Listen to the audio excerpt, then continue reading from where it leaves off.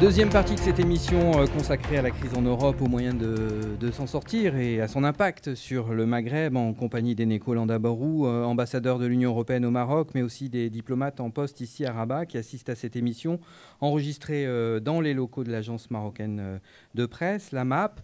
On parlait à l'instant des volontés d'indépendance de certaines régions européenne et vous disiez attention à nos amis marocains, attention pour la régionalisation, vous pouvez préciser? Bien sûr. La régionalisation est un projet stratégique magnifique.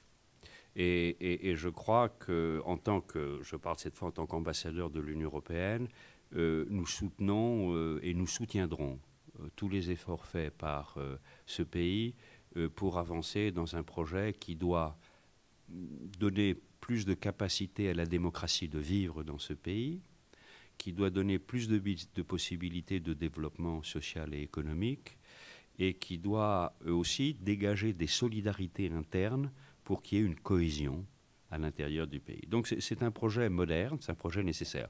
Je dis attention, non pas au principe, je dis attention quant aux modalités. Nous avons commis en Espagne un certain nombre d'erreurs. Et il ne faut pas, dans cette aventure qui va transformer à terme le paysage géographique et économique du pays, il faut ne pas aller trop vite. Ne pas aller trop vite. Parce que il faut faire pas. C'est une stratégie qui exige le pas à pas. Et il faut mettre bien le pas très solide, comme les alpinistes. Hein, vous savez, avant de mettre l'autre pied sur le... Pourquoi? Parce que si c'est une opération qui n'est pas complètement maîtrisée, on peut aller vers des dérives terribles. Des dérives de corruption. Quand vous faites émerger localement une classe politique qui commencera à avoir un peu de moyens publics, vous pouvez, si vous allez trop vite, ralentir terriblement les politiques au niveau de l'État, car elles trouveraient des difficultés s'il y a des obstacles de s'appliquer sur le plan régional, de ralentir le processus de décision, et puis peut-être de provoquer des sortes de nationalismes régionaux, ici ou là. Je ne le crois pas dans le cas du Maroc, mais c'est un projet sur le long terme, hein, qui pourrait d'une certaine façon toucher à la cohésion. Donc, mon analyse, c'est que c'est une très bonne chose, mais il faut le temps, il faut y réfléchir avant de le faire. Tous ces dangers que vous citez, vous les avez vus naître, se développer parfois dans certaines régions espagnoles qui sont aujourd'hui touchées par la crise, la Catalogne en tête, ce qui n'est pas non plus sans effet d'ailleurs sur le Maghreb et notamment le Maroc. Nous en reparlerons un peu plus tard. Tout de suite, direction Madrid pour la correspondance de Pierre Quérol. Madrid, le siège du gouvernement central espagnol, va mal, très mal même, mais les régions, les 17 communautés autonomes espagnoles connaissent une situation encore pire que celle de la capitale. Sans forcer le trait, elles sont au bord de la faillite, elles n'ont plus le sou. Même la Catalogne, la communauté la plus riche d'Espagne pourtant, même la Catalogne a dû mettre son orgueil nationaliste dans sa poche et demander l'aide de Madrid pour boucler ses fins de mois. À Valence, même situation, là encore, cette région a dû tendre la main au fonds de liquidation mis en place par Madrid pour justement venir en aide aux régions.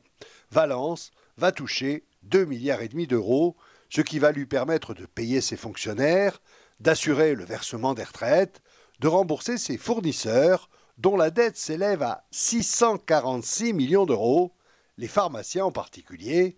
Le gouvernement de Valence leur doit 568 millions d'euros, une manne d'argent qui représente le prix des médicaments prescrits par des médecins de la sécurité sociale non remboursés aux pharmacies depuis avril. La communauté de Valence est si démunie que le mois dernier, elle n'a pas pu même honorer ses factures d'électricité. La compagnie Fenosa a en effet dû décider par surprise de couper le courant à plusieurs ministères du gouvernement local pour finalement être payée. Ailleurs en province en Espagne, la situation n'est guère meilleure. La Catalogne a reçu de Madrid un chèque de 5 milliards d'euros pour assécher ses dettes les plus urgentes. Barcelone animée par des pulsions indépendantistes, explique que si elle se trouve ainsi sans le sou, c'est de la faute de Madrid, parce que le pouvoir central ne lui a pas reversé les impôts qu'il lui doit, après les avoir collectés. L'ambiance en tout cas est plutôt tendue entre le gouvernement espagnol et le gouvernement catalan, quelques jours avant des élections anticipées qui pourraient décider de l'avenir de la cohésion de l'Espagne. La Catalogne, en effet, pourrait bien donner des idées à d'autres régions espagnoles, fatiguées de devoir se justifier auprès des autorités de Madrid. Madrid, Pierre Quérol, Média 1. Alors des régions en crise, des régions plongées dans le noir pour certaines. La situation est tendue, nous disait Pierre Quérol. Est-ce qu'on ne pourrait pas imaginer un nouveau canevas institutionnel et politique pour qu'il y ait plus de cohésion et que le modèle espagnol soit un petit peu resserré et reparte un petit peu?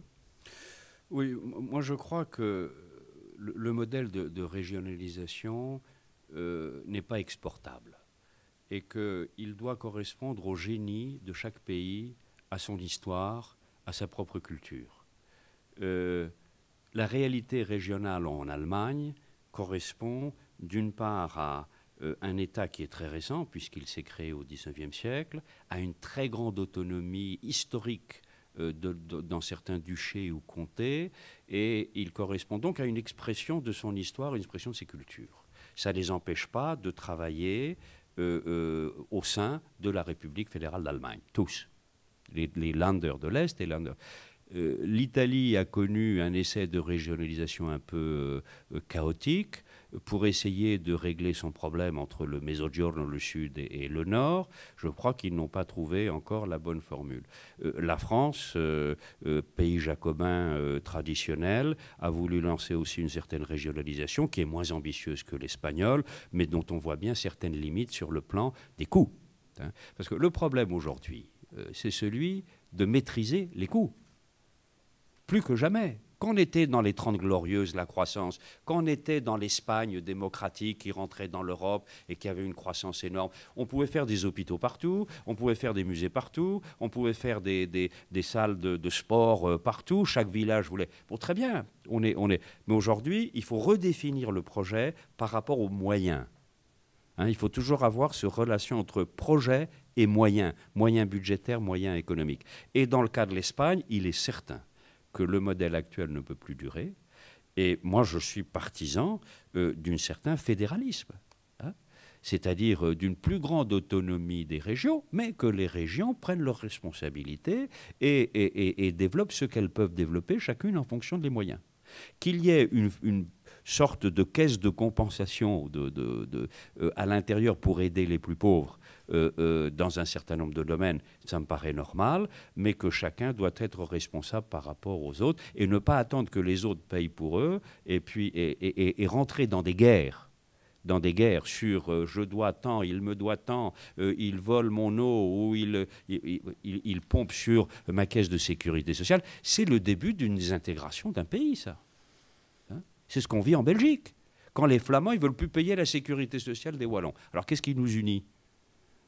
Donc voilà, il faut éviter à tout prix d'être dans ces situations. Il y a des formules politiques pour le faire, mais il n'y a pas une formule pour tout le monde. Chacun doit le faire en fonction de son histoire. Peut-être que les Écossais vont bien le faire. On va voir. L'avenir nous le dira en 2014. En attendant, la question des moyens, elle se pose aussi pour la Grèce. Quand verra-t-on la fin de la crise grecque? Sûrement pas avant bien longtemps. L'Europe vient d'ailleurs de donner 2 ans supplémentaires à Athènes pour la réduction de son déficit budgétaire. On parle maintenant de 2022 pour revenir à 120% du PIB, du produit intérieur brut, mais en coulisses, beaucoup en doutent et beaucoup de monde craint un effondrement du pays, ce qui n'est pas impossible, nous dit Georges Prévelakis, universitaire franco-grec. On l'écoute. Cette situation extrêmement douloureuse, de très grande souffrance, n'est pas tellement la conséquence de l'application de la politique de la rigueur, mais des politiques qui ont été suivies pendant 30 ans. On est arrivé à une économie qui n'a plus la capacité de produire, d'être compétitive, etc. Donc il faut reconstruire tout cela. C'est très difficile, c'est un atterrissage à la réalité qui fait très mal, mais toutes les autres options sont pires. Bien sûr, on peut critiquer la méthode, on peut critiquer les rythmes, mais c'est soit l'adaptation aux réalités économiques du monde, soit l'éclatement et l'effondrement. Ça, c'est certainement un risque tout à fait réel, justement parce qu'il y a cette ambiance de choc, d'adaptation à la réalité, et ensuite parce que la régression grecque pendant cette période de protectionnisme, je parlais aussi d'anesthésiant européen, n'a pas seulement touché le secteur économique, mais il a touché l'État, il a touché aussi la capacité de raisonner. Le système d'éducation nationale a décliné beaucoup et donc nous avons quelques générations de Grecs qui sont sortis du système de l'éducation sans avoir la culture et les instruments pour comprendre le monde. Et c'est d'ailleurs, je pense, très indicatif le fait que les partis de l'aube dorée, c'est-à-dire les partis d'extrême droite pratiquement néo-nazis, trouvent un écho considérable auprès des jeunes, auprès de ceux qui n'ont pas appris l'histoire, qui ne connaissent pas ce que ça signifie l'idéologie nazie, qui sont sans les instruments nécessaires. Donc, le risque est réel d'un effondrement. Alors, Eneko Lamdabourou, croyez-vous, vous aussi, possible cet effondrement de la Grèce? Est-ce que vous pensez, comme Georges Prévelakis, qu'il n'y a pas finalement d'autres alternatives à l'austérité imposée aux Grecs depuis maintenant 5 ans? Je crois qu'il n'y a pas d'alternative à cette politique de rigueur. Mais je crois qu'elle doit être modulée aujourd'hui. On ne peut plus faire un pas supplémentaire dans la rigueur et l'austérité. Les gens souffrent trop.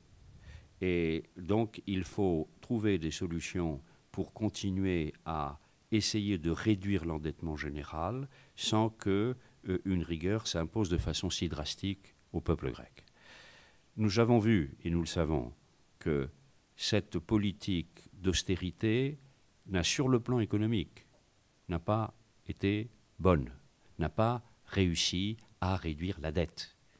La Grèce a perdu quelque chose comme 20% de son PIB, de sa richesse, en quelques 4 ou 5 ans, sans être capable de réduire son taux d'endettement. Donc, d'une façon très mathématique, sans aucune idéologie, on voit que cette purge n'est pas la solution. Alors, il faut maintenir la purge, mais il faut permettre une certaine relance, et c'est ce que je disais tout à l'heure, afin qu'il y ait des éléments de possibilité de croissance dans ce pays qui se fassent par un afflux plus grand de tourisme venant d'Allemagne ou d'ailleurs, par des possibilités d'exportation sur des marchés qui seraient attractifs pour... et ce n'est pas énorme. Vous savez, la Grèce, c'est 3%, c'est 10 millions d'habitants et c'est 3% du produit intérieur brut européen. Donc, c'est quelque chose qu'on peut gérer si on le veut. Donc, il est évident que, comme l'a dit votre correspondant très justement, les Grecs payent leur politique de cigale depuis 30 ans parce qu'ils étaient dans l'Union européenne, ils pouvaient emprunter, ils avaient l'euro à des taux extrêmement bas, et ils ont emprunté, puis à un moment, il faut payer la facture. Alors, ce sont des pêcheurs, si on peut le dire dans ces termes-là, donc ils doivent payer un peu leurs dettes, ils doivent faire des efforts, mais il faut qu'on trouve les moyens en contrepartie de les aider pour la croissance. Donc moi je crois que c'est possible, parce que l'alternative, elle n'existe pas. C'est l'effondrement, c'est l'appauvrissement général de la Grèce de façon dramatique et totale, des faillites qui se succéderaient les unes et les autres, et des créanciers européens, les banques françaises et allemandes, qui perdraient, mais ces créanciers européens sont tellement forts que ça leur fera une secousse terrible, hein, mais ça ne les mettrait pas par terre. Hein. Donc, pourquoi il faut maintenir l'euro en Grèce? Pour le bien des citoyens et du peuple grec.